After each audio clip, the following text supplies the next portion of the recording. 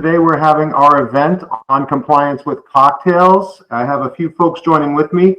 To introduce myself, I'm Brian Kordelski. I run the data and analytics sales team over here at Prolifics.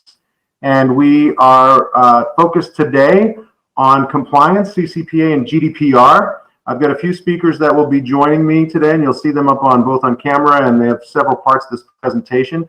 The first one is our risk and compliance czar, Ron Davis. Ron Davis is the Director of Information Governance and Data Privacy.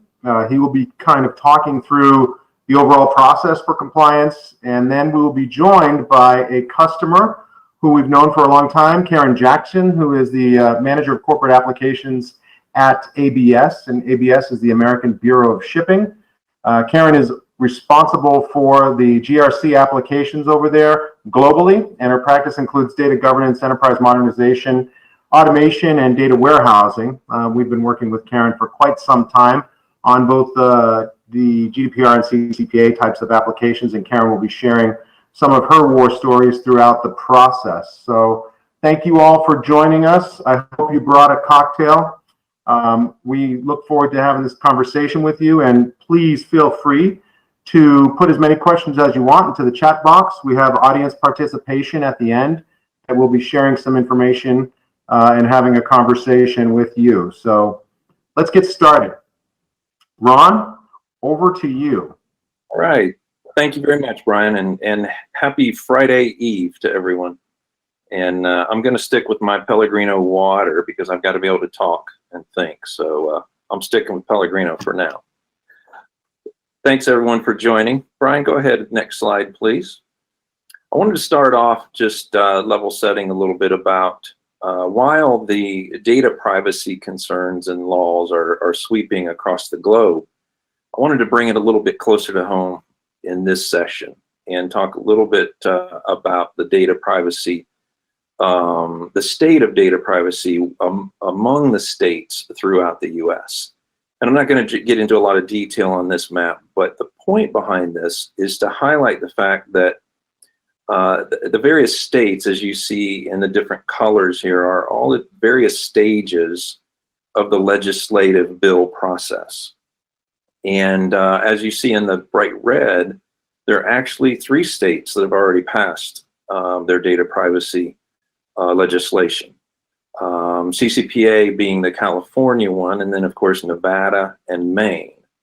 And as you see in the other colors, there's a number of states that have the bills going into the committee and to the cross chamber as a part of just going through the process toward being signed. And the point behind this is simply to say that in addition to the global aspect, such as GDPR and Canada's PEPIDA version of privacy, all of these laws are kind of coming through at different times, going to hit at different points in time, and actually are going to contain various different aspects and privacy law regulations.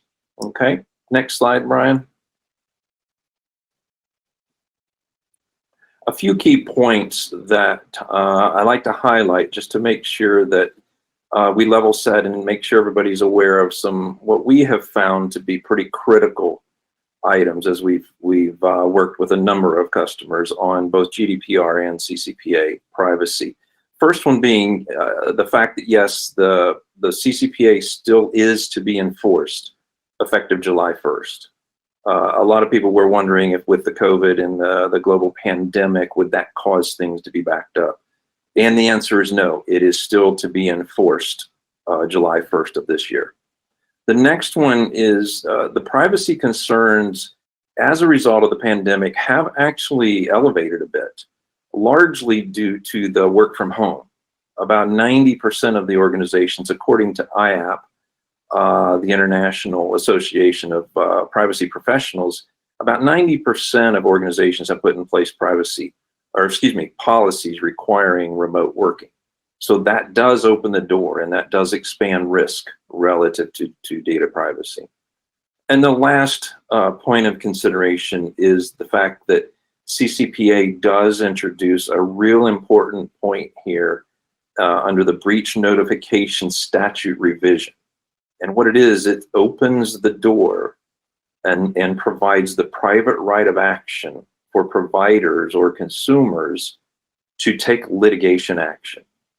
All right, so that's a real important point to drive home, is that now through this statute and this revision, the CCPA now opens the door so that if a company has a breach, then, and it's 1 million records, then each record of that breach could open the door for individual litigation or class action litigation.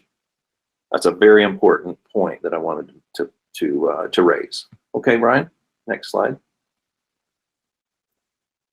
So in addition to the states going through their own version, global aspect of privacy, there's a lot of unknown out there, but there is some known, but there's even more unknown. So how do we deal with this unknown? And I want to highlight 5 areas that we at Prolifics have put together an overall framework and roadmap to accommodate the 5 core capabilities that we consider to be functional and primary, regardless of how the laws ultimately are evolved, whether it's global, whether it's US based or otherwise.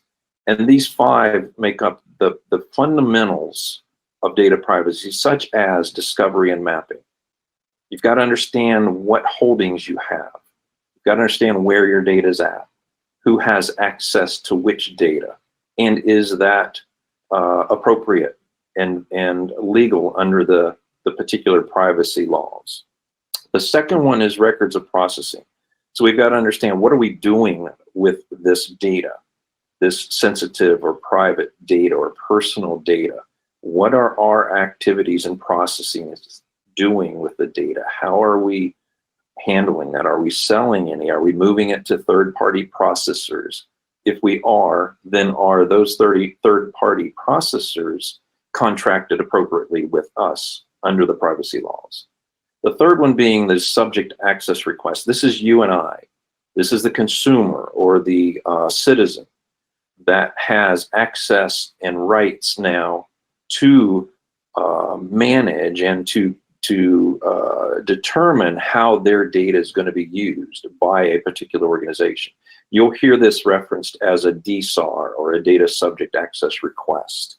So that fundamental capability is core as well. The next one, of course, being the security and the governance aspect. How do we manage that data in our processes? How do we move that data from point to point? Do we delete that data when it's reached its end of life? And if we delete that data, do we discard? And is that data truly gone? And is that risk associated with that piece of data gone as well? And last but not least, is the breach aspect. And while the DSAR, or the subject access request, has been getting a lot of attention recently, the breach aspect has now, because of the new statute under CCPA, the breach aspect is now getting considerable attention as well. So we've included that as one of our 5 core functional capabilities that we recommend companies put in place, even with the obscure and the unknowns of the privacy laws. If you can do these 5 things, then you'll be able to accommodate probably about 90 to 95% of the privacy requirements and legislations that do evolve. Okay, Brian, next slide, please. Hey, Ron, you're tracking really well. I know you're not hitting the sauce too hard because you're ripping through this pretty quickly. Just a few questions for you here. We don't have to do all this at once, right? July 1st is coming up in just a few weeks. The first audits are going to start coming up after that. Can you just talk a little bit? You're like I said, you're great on time. Talk a little bit about the fact that customers don't have to consume all of this right out of the gate, that they can start in specific areas to get going. That's correct, Brian. And where we oftentimes will recommend starting is in that discovery and mapping, so that we understand where we're at in terms of our data assets and our data holdings. Where does the risk lie? Do we have data that is in a particular system or in a particular area that is highly sensitive, and is it used in a particular manner that could present elevated risk to us? So of these 5, we typically say that you can't manage or govern or mitigate risk of something that you don't know you have. All right. So step 1 and in a phased approach would be that discovery or mapping. Now, in the next slides, I'll get into the approach that we use to step into and step through mitigating risk through the discovery and the data mapping. All right. And go ahead, Brian, to the next slide. We take at Prolifics, we take a top-down and bottom-up approach. At ABS, we started, and Karen can elaborate on this more as we move through this webinar, but at ABS, we started with a top-down approach. And the reason we at Prolifics like to start with a top-down approach is because with that top-down approach, we can identify through collaborative meetings, review sessions, some assessment activities, we can identify rather quickly and cost effectively where some risk levels lie within your organization. For example, at ABS, within a couple weeks and a series of meetings and workshops, we were able to identify about 20 potential risks within their environment. And that's with no software, no large capital expenses, but a very focused effort with workshops and meetings and good Q&A processes in place that we were able to identify and uncover where those risks are. Okay. Now, the next slide, Brian, please. The next thing we did was we took that top-down, that risk output, and we said, all right, Karen and her executive team, along with her legal counsel, we said, all right, what do these things mean to ABS in terms of risk to our business? Because privacy is just all about risk. There is no one answer for a privacy solution. There is no software, there is no process, there is no one solution. Every company interprets privacy risk differently, and they're willing to accept or not various levels of risk. So what we did was we took that top-down piece and said, here, Karen and your executive team and their legal counsel, here are the risks. Then Karen and team decided that, you know what, those risks represent enough exposure to our company that we now need to do a bottom-up approach. The key point, though, here in the top-down is that in that top-down approach, we have had customers that say, you know what, we've gone far enough with the top-down. We see where the risk is well enough that we can make an educated decision on how we want to manage our privacy concerns at that point. So what we've done is we've come in a rather rapid, cost-effective manner. We've provided very valuable insight, and the critical decisions were able to be made by those organizations at that point.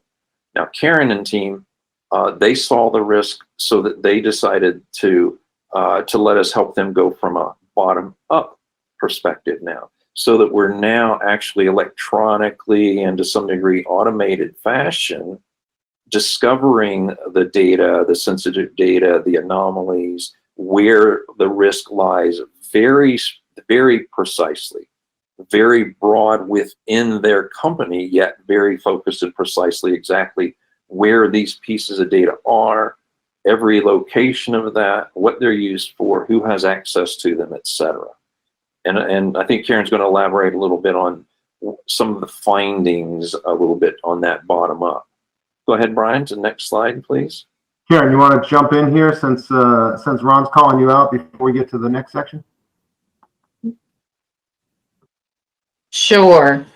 So we had very reluctant executives. They don't think that they have risk.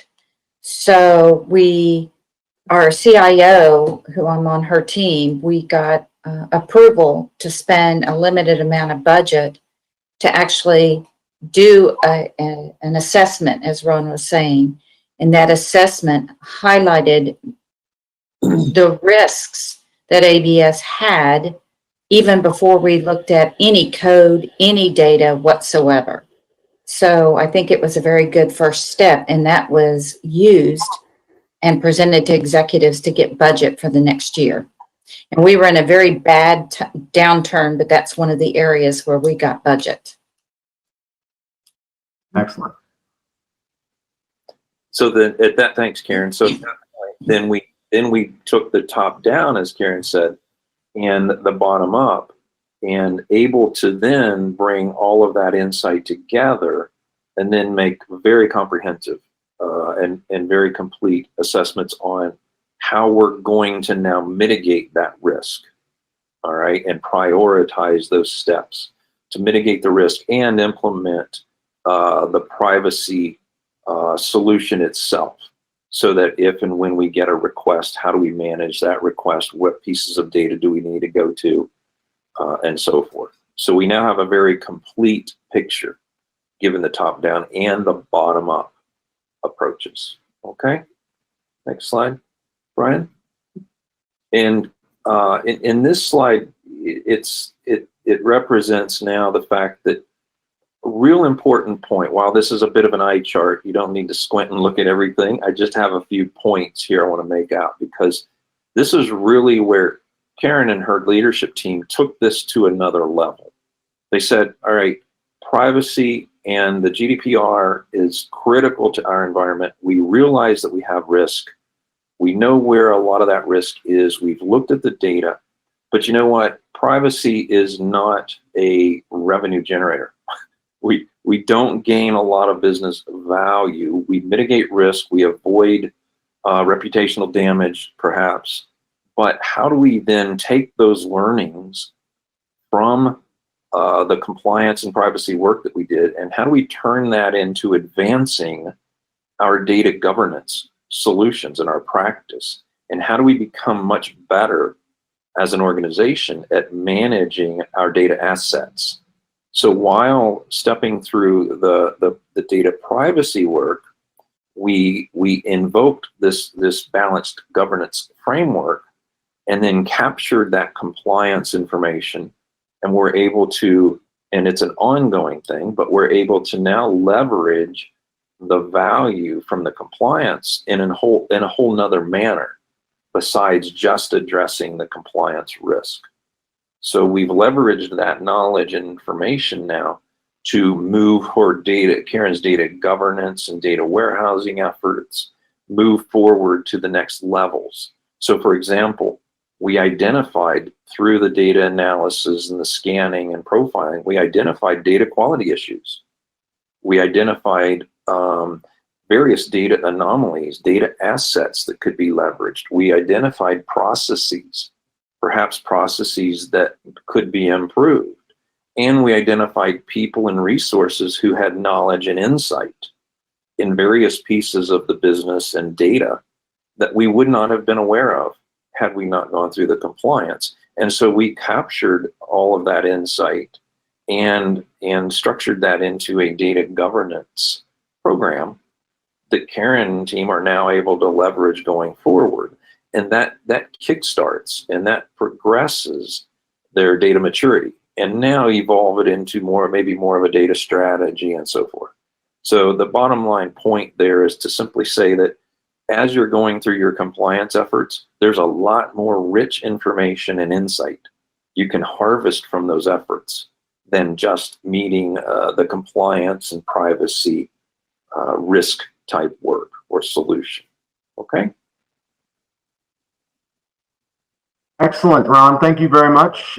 Stick around, because I'm sure we have many more questions for you, and we're going to jump right in, get to the interview portion of this. I've known Karen for quite some time when we went through this process for the assessment. I know you just went through a lot of detail, but in essence, we developed an assessment. We worked with the customer to go from both the bottoms down and the tops down and bottoms up approach.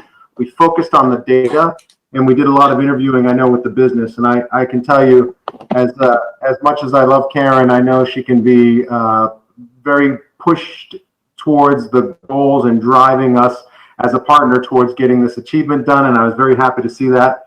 I will tell a small story. I remember working with Karen on this program and pushing to get all these deliverables done and saying, wow, Karen's, she's a good leader because she's driving us really hard. We went out to dinner and went to a steakhouse, and one of the waiters came over with a tray full of cocktails. And Karen was having a Chardonnay. I think I was probably having a Cabernet. Anyway, that waiter didn't know how to hold the glasses down. It spilled the entire tray full of cocktails all over the table. And Karen, you were just as sweet as pie. I thought there was going to be more of a it was more of a learning experience overall with the restaurant. We've been to that restaurant many times. I think that waiter though was extremely thankful to have you as a customer sitting at the table, because it went very well, and he was very apologetic. But anyway, let's get to the more question. cocktails. And we did get more cocktails. That's the great thing about those things. They just refill themselves whenever you ask. Yeah, that's So true. Karen, let's start with a little bit of background. I know we did a light overview on the introduction on what the American Bureau of Shipping does. Y'all have been around since 1862. Can you give us a little background on your business? So we're basically a class society for the shipping industry, and it's not the delivery of things. It's the actually build, construct, and sailing of vessels around the world. And we also do offshore rigs and that kind of thing. And I liken it to two parts of the business. The first side is if you're going to build a home, you get an architect, and that architect has drawings. It takes care of the electricity, the sewage, and all of the lighting, all the things that are required. We do the same thing. An owner goes to a shipbuilder to build a vessel, and they agree on the type of vessel they're going to build, and they start the design of that vessel. Though they have to go through a class society to approve the sailing of that vessel due to insurance and other reasons. And we actually came into existence, believe it or not, partly due to the Titanic. That was part of what kind of led to this whole thing. So, so if you build according to the plan, so those drawings are sent to ABS and we have to approve them. We have engineers that verify the IMO, International Maritime Laws around the world that are applied to them. We send those back and forth. As that ship is being built, we then have our surveyors go out and survey that you are actually building to the design and the specifications of that vessel. That's one side of it. The other side is, I liken it to every year you get an annual inspection on your car. For a vessel that's sailing, you have annual surveys. And those surveys are dependent on the type of vessel, the type of flag that you're sailing, where you're going to, the type of cargo that you're carrying. All of those kinds of things play into that. So that's basically our business. Yeah, that's amazing. It's amazing because people think of a company like yours, and they probably don't understand the global nature of your business overall, nor the amount of people you have spread out over the planet to ensure. We're in every major port virtually in the world, obviously not Iran and some of those, but almost every other. Well, great. So let's just push forward and talk about your current role. I know that you take on a lot of responsibility at ABS. You've got a number of programs going. You have an onshore, offshore capacity. Give us a little more highlight on what Karen does every day. Well, how it started is I was over our corporate applications worldwide, and I griped about data. I griped about data quality. And finally, I think they got tired of hearing about it. So they said, okay, fine, we're going to set up a data governance program. And I made two very important hires. I got two really good people. One of them is on this call, Jerry, who worked on she basically took this part of it, which is your compliance, your GDPR and everything. And then we've got another one that kind of went the data automation. But when we started, it was just governance. And we were starting down that road when, kind of the GDPR started rearing its ugly head. So Jerry and I were working with Prolifics because we had some of the tools that they had recommended and were supporting. And we started down that road. And based on the initial findings, we were able to get funding to actually go down this program. This component of data governance and data privacy ended up leading into data automation and really growing my team and data warehouse, analytics, and reporting. So we've just seen a growth of activity, a growth of interest across the organization, particularly this year in light of COVID, because everybody needs data. Everybody wants data, because they can't walk down the hall and ask 3 people to help them. So they're all coming to our group. Right. Excellent. So let's talk a little bit more about the program then. So, what business challenges did ABS face given the GDPR mandate coming down the pike? Well, there's several things. We're a global company, so there's data all over the place. We're an old company, and we're very old school. So everybody saves everything everywhere. So the first thing we did, because we were having trouble with getting our unstructured program going, we started with structured data. I don't know how many of you are in IT, but in IT, when you implement new systems, when you have an accounting system or an HR system, and you bring other systems into it, like a recruitment system or a talent management system, what you end up having is all of these data flows back and forth, or you create these files. So Jerry was out there one day taking a look, and just by happenstance, she picked a table that we found many of our folks' social security numbers, addresses, all sorts of information. Because what would happen is when you create these files, they're temporary files, but temporary files never went away. So that was really an eye-opening experience, especially being from IT. Whether it's sloppy or not, that's the way IT in the past worked because we thought it was secure. So that was the first thing, is we started in removing this data that was not needed anymore or not in the place it should be and not being used for its intended purpose. So it should be stored and accessed only by the people who have rights to see it, not me. So that's perfect. Okay, so knowing that was the challenge, how did Prolifics kind of jump in and help you? I know Ron talked about it in a deep detail. If you could just bring us up a level for the folks that are listening in, how did you get engaged with Prolifics beyond the initial tool discussions and really drive out this GDPR So approach? Prolifics was our partner initially when we bought our governance tools and all that, right? And you and I actually were the ones talking one day, and you said, hey, we can do this assessment for GDPR. And that's how the ball got rolling. And since we already had the tools for structured data, we started looking at tools for unstructured data, and we started building out that entire program. Where we have challenge, we have a lot of offices around the globe, China being one of the biggest ones. We're big in Europe, the Greek ship owners and builders.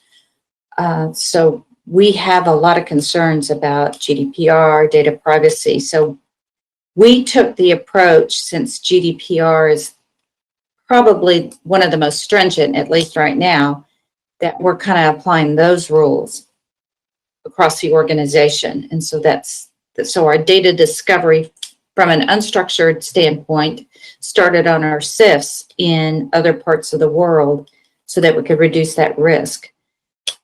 The big glaring piece that we haven't started yet is email, because I think that's one of our biggest risks. So that is in discussions, but we have not started that yet.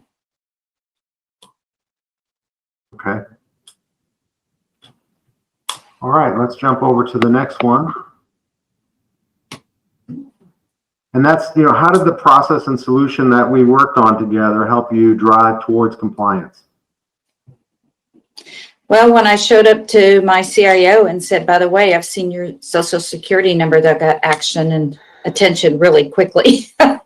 So, the tools that you guys worked with us to pick and then help us implement.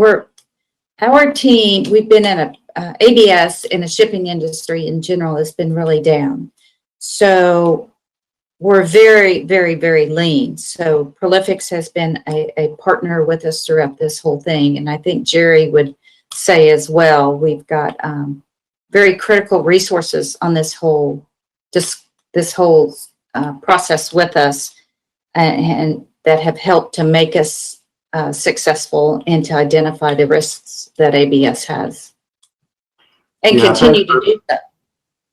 Thanks for that, Karen. I know that one of the things we did out of the gate was to bring some resources to bear that could move into your offshore offices in India and become part of your team.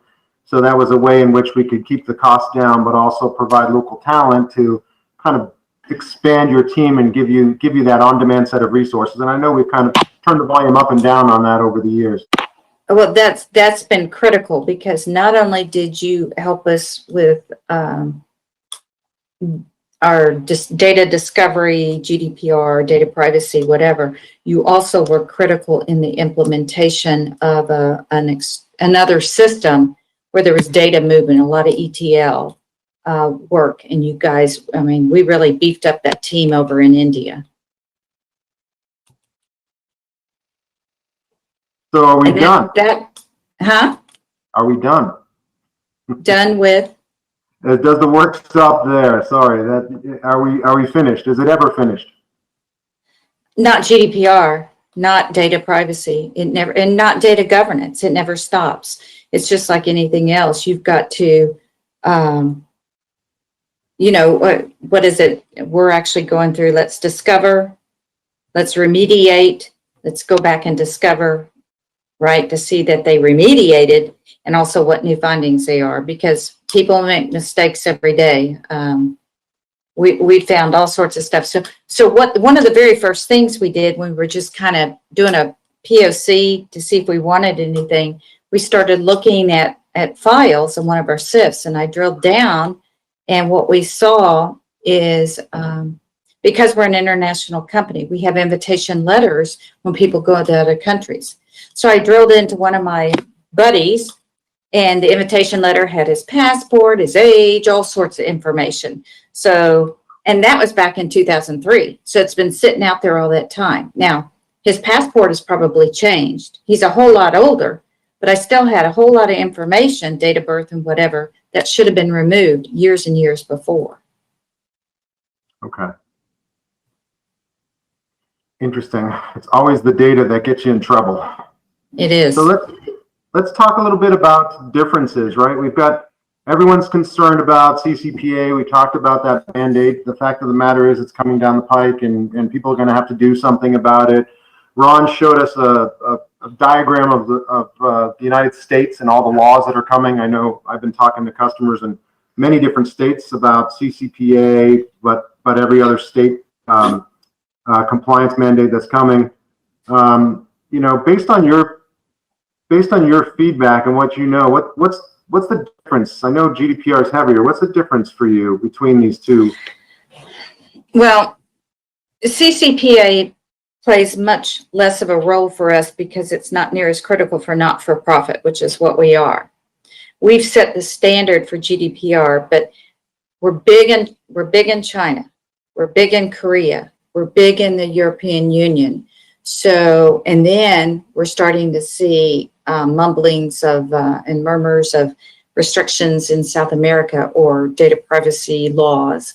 So, we established the standard as GDPR, but if and as laws to particular countries apply, we have the tools that we can actually do that with. Great. So basically what you're saying is the fundamental things that are between these policies are all basically rooted in data and the process to control, secure, and manage that data. So you could build upon what you have, no matter what country decides they're going to put boxes around your information or controls around it. Yes, and because, you know, in our particular case, we have people around the world. There are some countries that want to know your religion. That's a requirement. Well, in some countries, if you were to put that religion out there, that could cause you a big problem. So securing that kind of information and other kinds of information is really, really important, particularly for us, because we are global in nature. And we, you know, every ethnicity, every whatever you want to say, we probably got it. Sure. No, that makes sense. And I think you already answered this next question, Karen, that we added. Obviously, you know, we helped to develop the assessment. We tailored and tuned that towards ABS. We went through the interviews, we went through the data scanning and put together the processes. Is there anything else that Prolifics helped you with that you want to call out, or should we jump to the next one? I think Prolifics has been a great partner. If there was an issue and you knew I was upset, you guys immediately tried to jump on it and help us get it resolved. So I think that, you know, that's what makes a true team. It's not a us and them. It's how are we successful together, and I think that's really important. That too, Brian, on that point too, is we've always taken the approach, like I said, in the top-down method, is it's not about, from Prolific's perspective, it's not just about selling software. And so it's helping you understand where your risk is and doing that as quickly and as efficiently and effectively as possible. And again, that's one of the main reasons we oftentimes start with the top down, because we don't want to just assume as soon as we walk in the door that you're going to need this tool or that tool or this tool or that tool. And we don't just assume that unless you have that's what you use for. But we, yeah, I will say one of our biggest challenges is getting our executive team to understand the commitment that needs to be made right to this. So, you know, Prolifics has been good in working with us. It's kind of funny because just a couple weeks ago, out of the blue, our chairman wanted to know about our governance component. Well, you know, we've been trying to tell him, Jerry can tell you, we've been trying for 2 years. And all of a sudden we were scrambling to send him the policies we put in place, the data quality things that we've done, what we've found and what we've cleaned up. So it was kind of funny that out of the blue. And then the next thing is he wanted to know all about the data warehouse. So then I was scrambling, lost electricity, had to drive somewhere where I could get electricity so I could finish that darn presentation for a chairman. So they've got interest now. And they're also realizing how important data quality is, right? So you need to govern it and manage it, because at the end of the day, you're trying to gather insights on that data, right? Right. So, and by the way, data is one of a company's most valuable assets, particularly if it's used correctly. And it can be used time and over again in many different ways. And you can learn and glean new insights and information with that data. Yeah, that's an excellent point. I think when people you know, think about compliance, they think about rushing to the finish line or meeting regulators' requirements or checking the box, and they don't really think about the consumability of knowing your data better and using that for downstream applications, better customer care, better data assessments, better reporting, better financial transactional reporting. You know, people tend to just look at it as this box of compliance is making me do something, not the what else can I do with it until they get through it. I think that's true, but it's also the other thing when I was presenting budget last year. So the chairman and the president both looked at me and said, oh, so you'll be done after this. No, this is a program. just like data security or security into your systems, it doesn't go away. You have to continually monitor, remediate, improve, right? So it never stops. Right. You're right. securing one of your biggest assets within the company, right? And we actually class Navy ships and all that. So we also have to make sure that data is secure, right? So you start getting into DFARS and all that kind of stuff, which leads me to some of the tools that we purchased. If we have to look at CUI data and some of the other things, we have some of the tools that could actually apply those rules. They could give us the rules that we could then do discovery and apply those rules to identify those files or whatever that have that kind of data in it.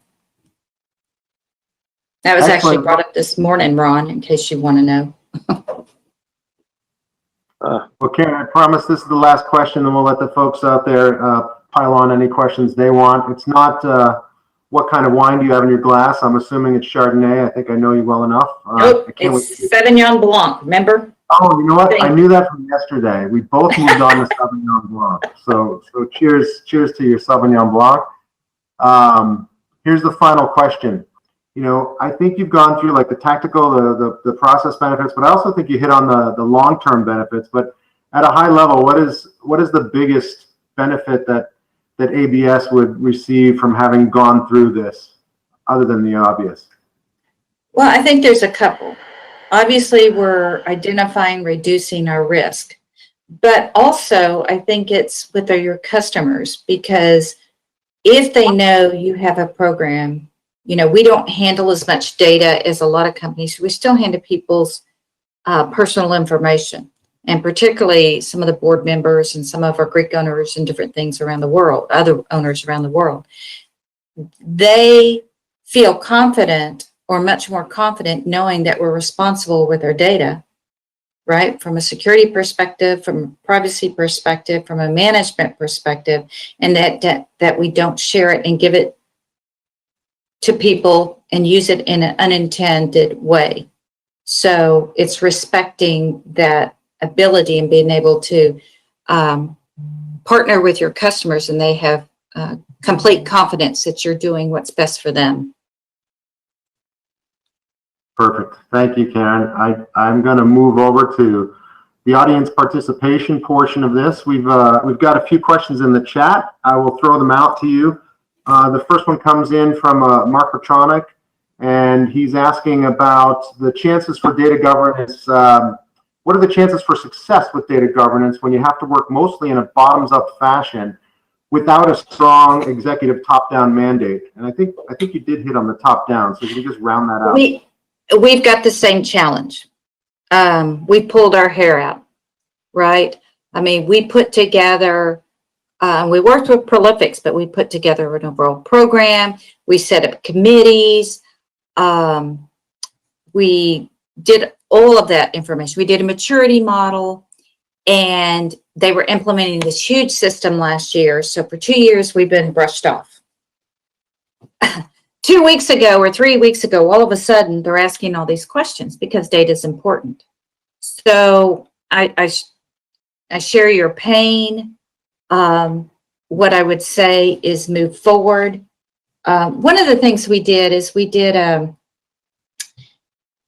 couple of newsletters that we sent out to the company, but it's something we should probably revisit again, starting to make people aware, right? It's a slow and sometimes painful process, but we seem to be making some strides in that.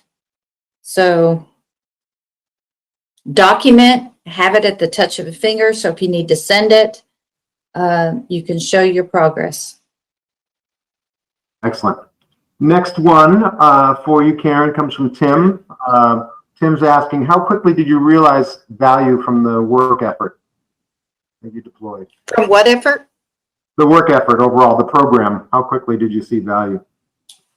I think the day Jerry walked in my office and said, Karen, you're not going to believe what I just found. And then my CIO was traveling, and the next week she was back, and we were coming out of a meeting. I just reached over and I said, by the way, I've got a whole lot of Social Security numbers. And she's like, you got to get rid of that. But the biggest eye-opening thing, I think, for me is, you know, we in IT tend to be a little arrogant, right? We think everybody else is sloppy and we're responsible. Of course. IT, we had a whole lot of data out there in temporary tables that we didn't take care of. And it's just the way you did things. You didn't go back and clean up. So, you know, don't throw stones at your glass house when you haven't cleaned your own. So that's the biggest eye opener for me. Very good point. And the last one I'll ask you, I think this goes back to less of the program and more about yourself. And it probably applies to Jerry as well and your overall team. And that's, how did you go about learning, you know, the very wide and deep subject of data governance? How did you evolve, immerse, and educate yourself in this as you were pushing this program? You got to have a passion, right? And I have a very strong team, and I don't have, in my opinion, a weak link on my team. And so Jerry has a passion for understanding and implementing a process, just like I think the rest of us do. So if you don't have that passion, it makes it harder, because it's more than just doing A, B, and C and implementing. It's communicating with others. It's getting buy-in with your legal team. It's getting buy-in with the executives, albeit very painful and slow sometimes. Because at the end of the day, you're an overhead cost. So you have to put it in a perspective that what is the risk to ABS if we don't comply? What are the potential dollar values that could hurt us? What is the potential? Because we're not like a Target. If they have a breach, you know, you lose 10,000 customers, you still got hundreds of thousands more. You know, if we lose several owners, it could really hit our business. So it's understanding that risk and trying to deal with it. Excellent. Well, I will say on behalf of all of us, Karen, cheers to you and your team. I appreciate you joining us today. I know. Cheers. I know it's weird being virtual. I can't wait to see you in Houston in person again, or whenever we can get somewhere else other than being little squares on a screen. So thank you again, and thank you to everyone that's joined us. I appreciate your coming out to talk to us. If you have any compliance questions, this is our email address here, solutions@Prolifics. We're going to be hosting many more digital events. Again, we appreciate you taking the time with us today. Have a great rest of your day, and cheers to you all as well. Thank you. Thanks, Cheers. everyone. Take care.